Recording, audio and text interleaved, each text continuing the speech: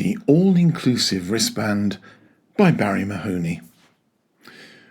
Recent news articles about asylum seekers in Cardiff being forced to wear brightly coloured wristbands in order to claim their meals each day rightly drew both amazement and disgust from many decent people in the UK. This news broke within a few days of the Middlesbrough Red Door controversy, where the homes of asylum seekers were targeted because all their front doors were painted red. Again, many people complained that this was wrong. Both incidents revealed an appalling lack of sensitivity towards people who require help and support during a desperate time in their lives. The issues surrounding brightly coloured wristbands in the Welsh capital drew particular disgust, since any refusal to wear the wristband would simply mean no food. Some likened it to the enforced Star of David symbol, which was used by Nazi Germany to easily identify the Jews. The forced identification of any part of human society in this manner is both degrading and inhuman, and I can understand the disgust and public outcry that both incidents caused.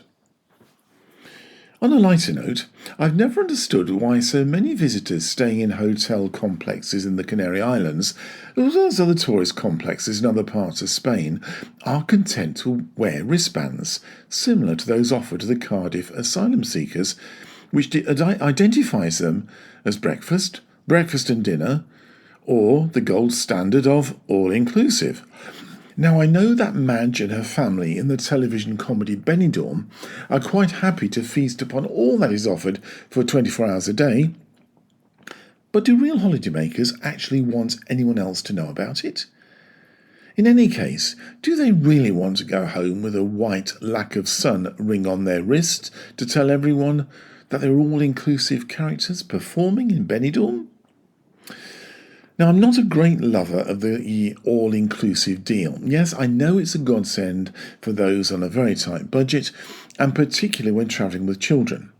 I also know of the damage that it causes to restaurants, bars and other small businesses trying to survive on the islands when faced with competition from the all-inclusive hotels, which are financed and backed by large companies with profits funnelled well away from these islands. I too have been tempted by all-inclusive deals on a couple of occasions and had a very good time knowing that I could eat and drink without spending another euro for the duration of my holiday.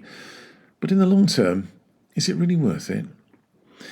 In addition to the boredom of eating in the same place, usually at the same table, with more or less the same buffet offerings each day, made me feel a bit as if I was in prison rather than on holiday.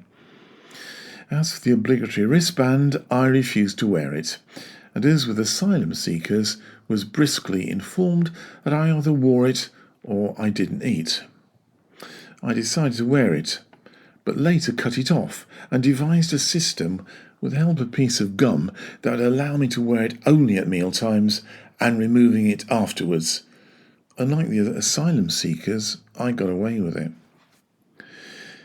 Allegedly, the asylum seekers were threatened with being reported to the Home Office if they did not wear their wristbands, and their claims for asylum would be rejected. Others suffered verbal and physical abuse from motorists and passers-by who spotted the wristbands. Life for asylum seekers is hard enough without some heartless jobsworth threatening to take away their only means of survival. Thankfully, on this occasion, common sense seems to have prevailed, and both red painted doors and wristbands are to be dispensed with. Now back to the all-inclusive deals. May I politely suggest that hotels do away with wristbands and maybe consider some other form of ready identification that is less crude? How about retinal identification, or thumbprints, or a quick flash of an app on the mobile phone that goes everywhere? You have been listening to the All-Inclusive Wristband, which is part of the Letters from the Atlantic series by Barrie Mahoney. If you'd like to find out more about me and my books, please go to my website www barriemahoney.com. And thank you for listening.